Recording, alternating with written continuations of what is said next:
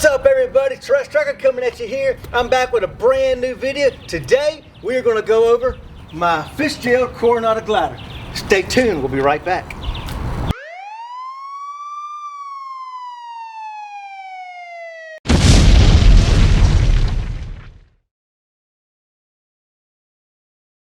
Alright everybody, I am back.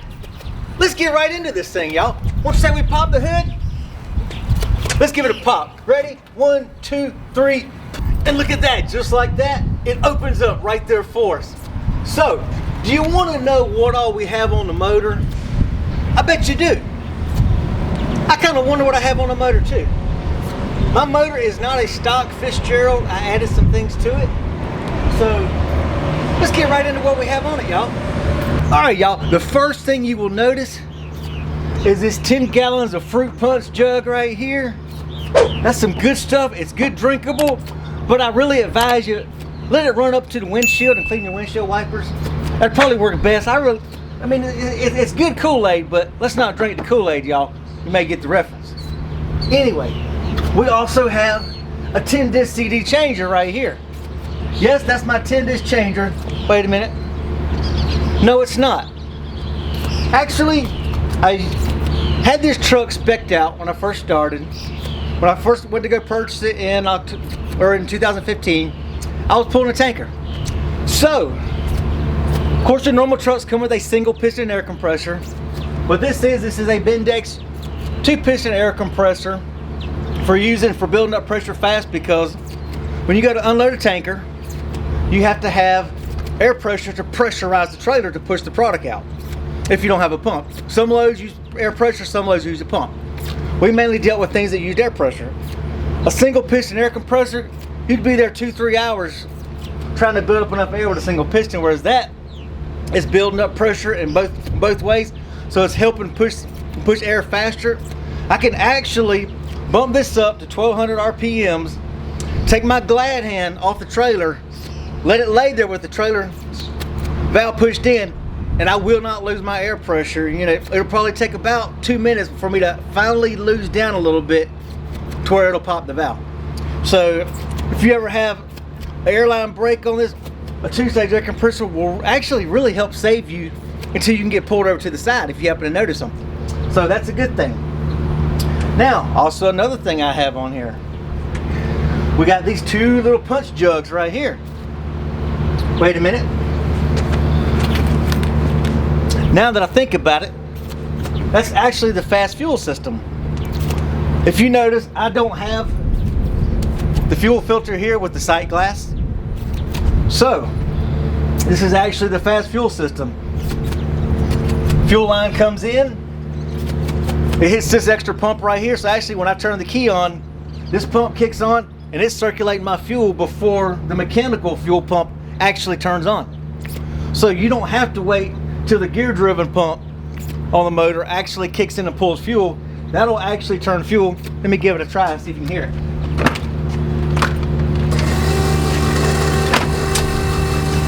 I don't know if you can hear it spinning, but it's actually running right now. So what it's doing is pulling the fuel in.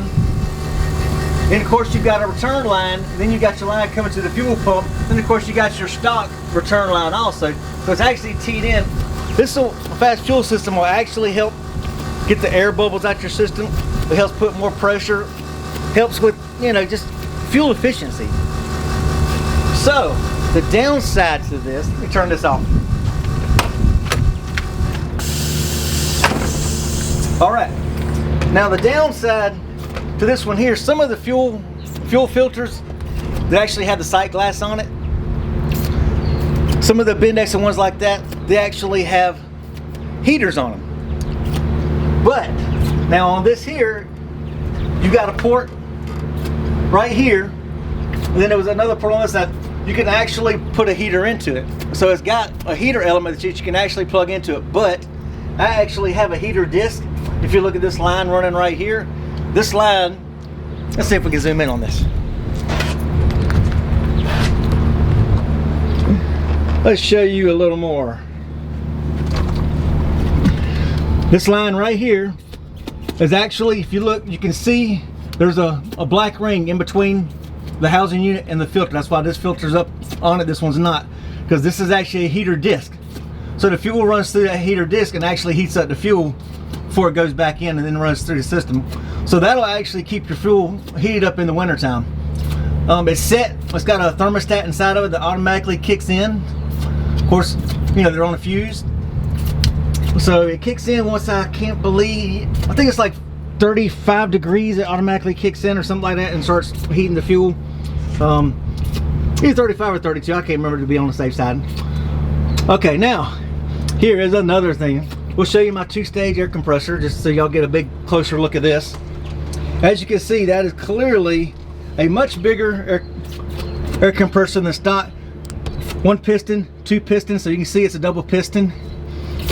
And because these things actually pull so much air, instead of the stock air, which is what it was originally, you had this air line tied here and it was actually tied into this port right there coming out, but you were bringing hot air into this, which of course helps, shall we say, it messes with the O-rings inside of here, and a lot of the 2-stage compressors will actually start leaking. So we actually have it tied into cool air. So took the line off of here, ran a whole new hose over there, and it is tied straight in to the breather over there coming in right off the air filter. So you're getting nice, good, fresh, clean, cold air as it comes through and comes into your air compressor. So you're not getting hot air coming in, you're getting nice, fresh, cold air coming in, because when that thing is running in 2 stages, it generates so much heat. Of course, you have to have a steel braided line run all the way to the back. So I got the steel braided line run all the way back to my air dryer, which is back underneath the frame, right up under here. So keep that in mind. If you ever go to spec out a truck, get you one that actually has a 2-stage compressor if you're running a tanker. That way you don't have to have another one put on it. And of course, my Coronado Glider, it is air ride on the front. We have shocks and we have airbags. A lot of drivers say they don't like the airbags. I personally like my airbags, but to each his own. And of course, mine is the Fitzgerald in-house motor, which I will say, people, I do not recommend. Hold on, I'll tell you why. Okay, Fitzgerald, when they were in business, they're not doing gliders anymore. When they were doing the gliders, you could either get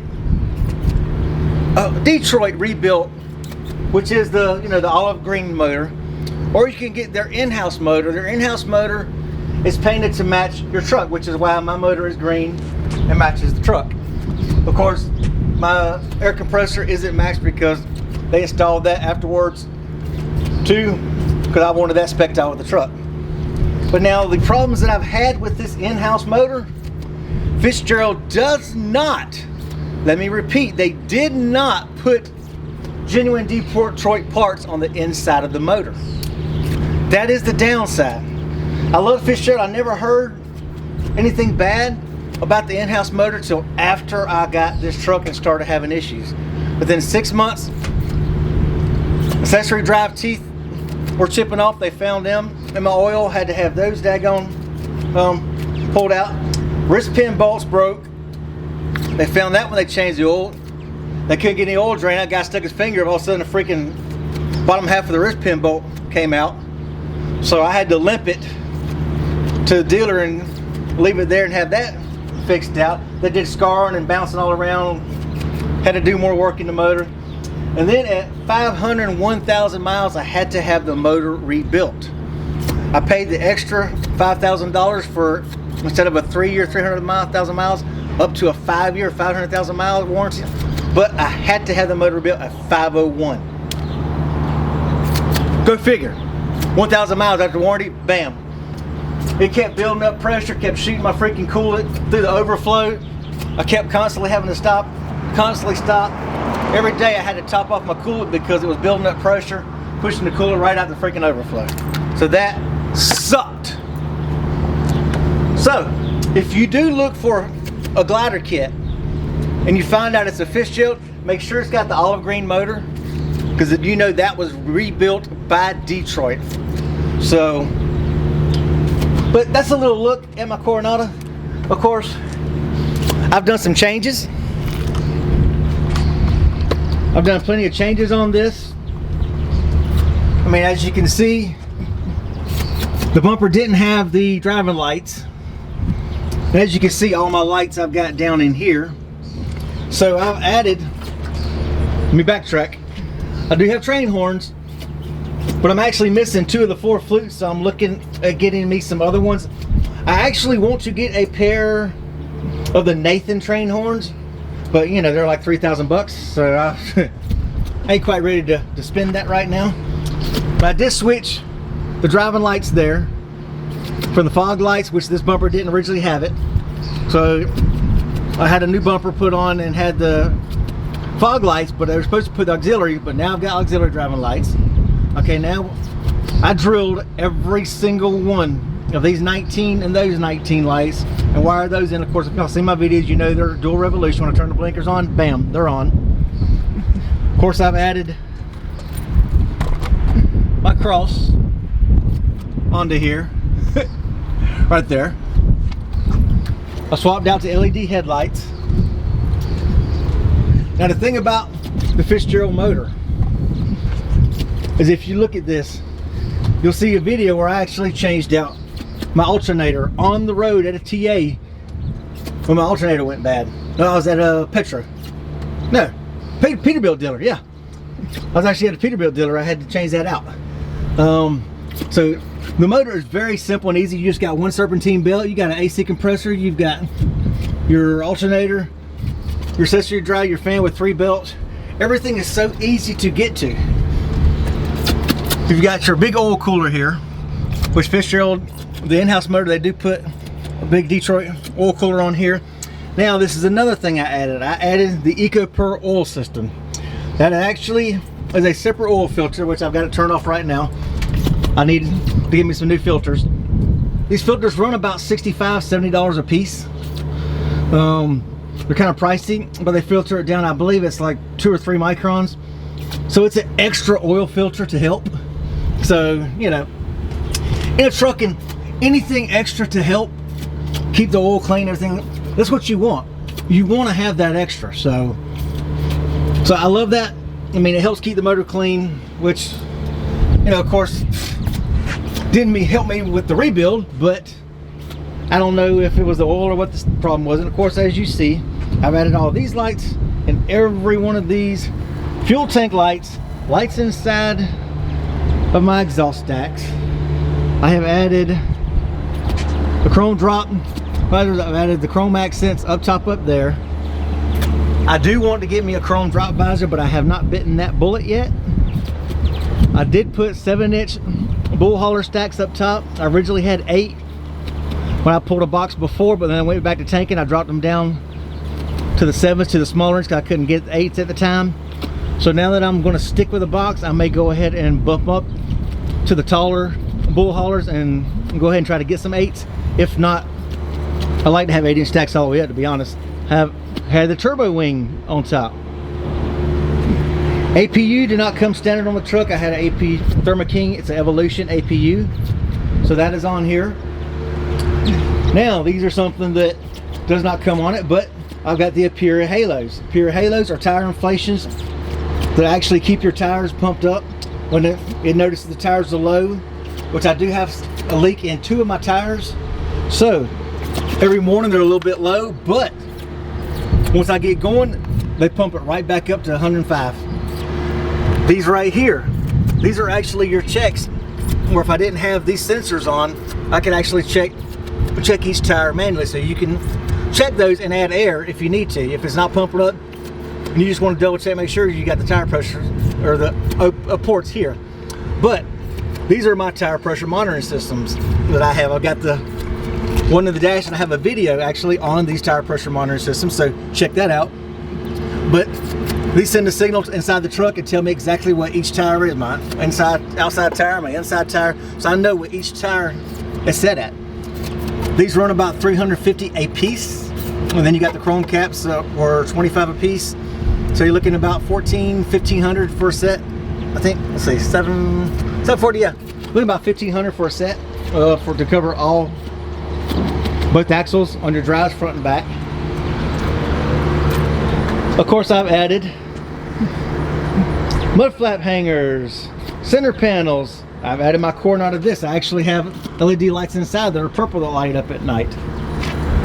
Of course, I had these Jesus Saves. I actually had those made out from a company in California.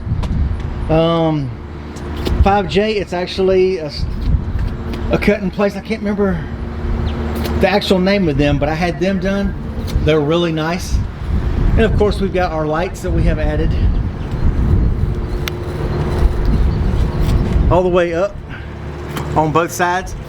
Now I do have a Wi-Fi extender. That is the Winegard Wi-Fi extender, 4G extender. So I've actually got a 4G card inside there for my Verizon card. So if I don't have Wi-Fi signal, I can actually get a 4G signal and use that for my internet, if you have a 4G signal, that is. But that will help with your system, your signal, so you can either use the 4G or the Wi-Fi for your computer's internet. So I have added that also to my truck. So that is a little tour on my Fitzgerald glider. Hope you got some kind of little information about it. Got a little information on what's in the motor. Okay, y'all, like I said, so that's the tour of my truck. Like I said, this is actually a 500 horsepower Detroit D60 motor. It's a 1996 motor. I have not had it tuned yet. It is 1650 torque. I've got 335 rears, 11R 22.5s all the way around. But pulls pretty good. I'd like for it to pull better. I'd like for it to get better fuel mileage. My fuel mileage average is about 5.4 to 5.7 loaded. So I'm looking at trying to improve that. Like I say, I'm going to get it tuned, but I have not got it tuned yet. So hopefully we can get that done soon. Next time I'm around a place that'll do it. I know there's a place in Griffin, Georgia that does it. So yeah, Griffin. Off exit, I think 205 on I-75. So hopefully we can get that done. Maybe I can start getting some better fuel mileage, some better pulling power. If any of you have any suggestions, questions, comments, leave them in the comment section below. And be sure y'all hit the like and subscribe button on my videos, y'all. We're trying to trigger that algorithm, so help hook a brother up, y'all. I'm trying to grow my channel. I mean, the more I grow it, the more I'll get enthused about coming up with more content. Anyway, y'all, peace out, and I hope y'all have a great day. See y'all in the next one.